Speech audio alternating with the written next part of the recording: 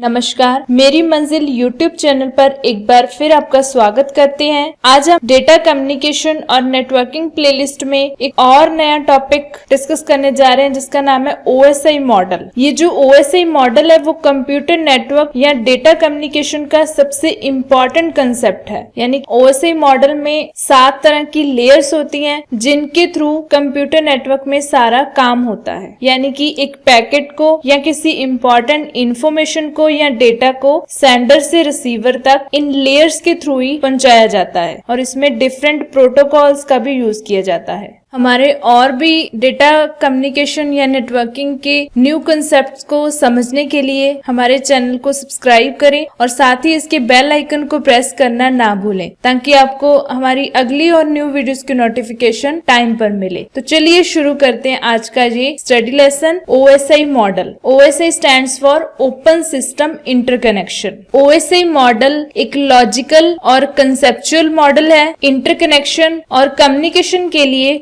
Open system के द्वारा उपयोग किए जाने वाले नेटवर्क कम्युनिकेशन को डिफाइन करता है और इसके अलावा OSI मॉडल यानी कि ओपन सिस्टम इंटरकनेक्शन, जिसको हम शॉर्ट में बोलते हैं OSI मॉडल, ये लॉजिकल नेटवर्क को भी डिफाइन करता है और प्रोटोकॉल्स की डिफरेंट लेयर्स का उपयोग करके कंप्यूटर पैकेट ट्रांसफर को इफेक्टिवली डिस्क्राइब करता है। अगर सिंपल शब्दों में बात करें तो OSI मॉडल किसी नेटवर्क में दो यूजर्स के बीच कम्युनिकेशन के लिए एक रेफरेंस मॉडल है। इस मॉडल में जो लेयर्स होती हैं वो एक दूसरे पर डिपेंड नहीं रहती, लेकिन इसमें एक लेयर से दूसरी लेयर में डेटा का ट्रांसमिशन होता है। OSI मॉडल ये डिस्क्राइब करता है कि किसी नेटवर्क में डेटा या इंफॉर्मेशन कैसे सेंड होती है और कैसे रिसीव होती है। OSI मॉडल में जो लेयर्स हैं उनके अपने अपने फंक्शंस होते हैं जिससे जो डेटा है वो एक सिस्टम से दूसरे सिस्टम तक आसानी से पहुंचता है। Next is characteristics of OSI model. एक लेयर को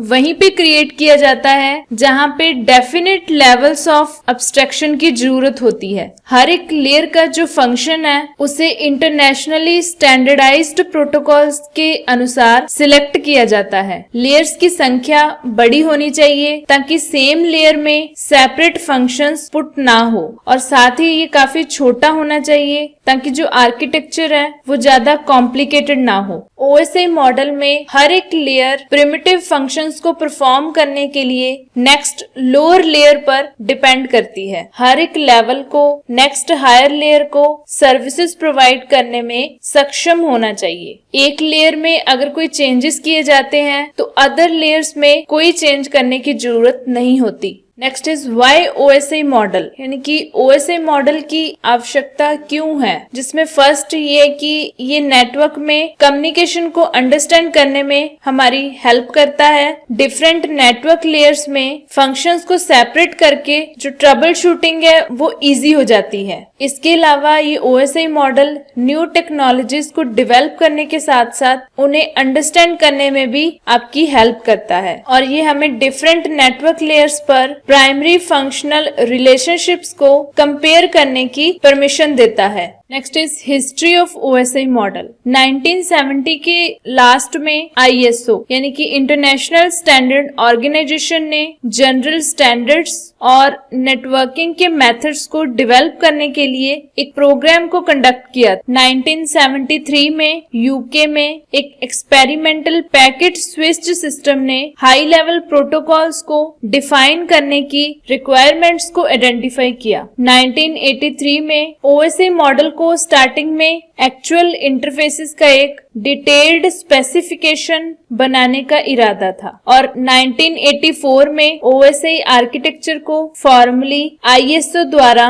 एक इंटरनेशनल स्टैंडर्ड के रूप में अपनाया गया था। Next is layers of OSI model. OSI model की टोटल 7 लेयर्स होती हैं, इसलिए OSI model layered server architecture system है जिसमें हर एक लेयर को डिफाइन करने के लिए एक स्पेसिफिक फंक्शन के अकॉर्डिंग परफॉर्म किया जाता है। ये सभी 7 लेयर्स एक लेयर से दूसरी लेयर में डेटा ट्रांसमिट करने के लिए कोलैबोरेटिवली वर्क करती है। यानी कि OSI मॉडल में सारी लेयर्स एक दूसरे के सहयोग से काम करती हैं और अपनी एक्शंस को परफॉर्म करती हैं। ओएसआई मॉडल में इन 7 लेयर्स को 2 पार्ट्स में डिवाइड किया जाता है, जिसमें फर्स्ट है upper layers and then second is lower layers. Upper layers जो है वो एप्लीकेशन इश्यूज से डील करती हैं और ये ज्यादातर सॉफ्टवेयर में इम्प्लीमेंट होती हैं। जो हाईएस्ट लेयर है वो एंड सिस्टम यूजर के सबसे क्लोज है। इस लेयर में वन एंड यूजर से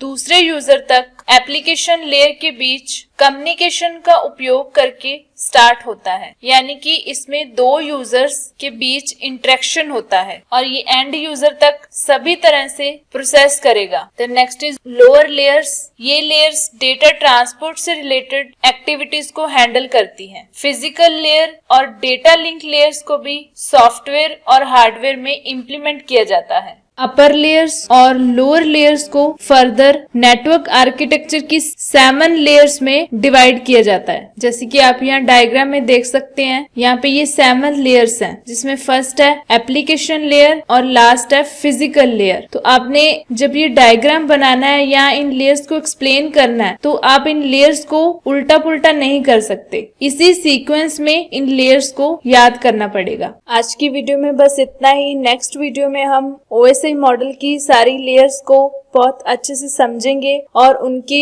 हर एक लेयर के क्या क्या फंक्शन होते हैं उनको भी पढ़ेंगे। तो हमारी और नई वीडियोस को देखने के लिए, समझने के लिए, अपने सब्जेक्ट को और स्ट्रॉन्ग करने के लिए हमारे यूट्यूब चैनल को सब्सक्राइब करें और साथ ही इसके बेल आइकन को प्रेस करना ना भूलें, ताकि आपको अगली वीडियो की नोटिफिकेशन टाइम पर मिले। तो मिलते हैं अगली बार एक और नई वीडियो के साथ। तब तक के लिए बने रहिए हमारे साथ हमारे यूट्यूब चैनल पर। Have a nice time. Thank you very much.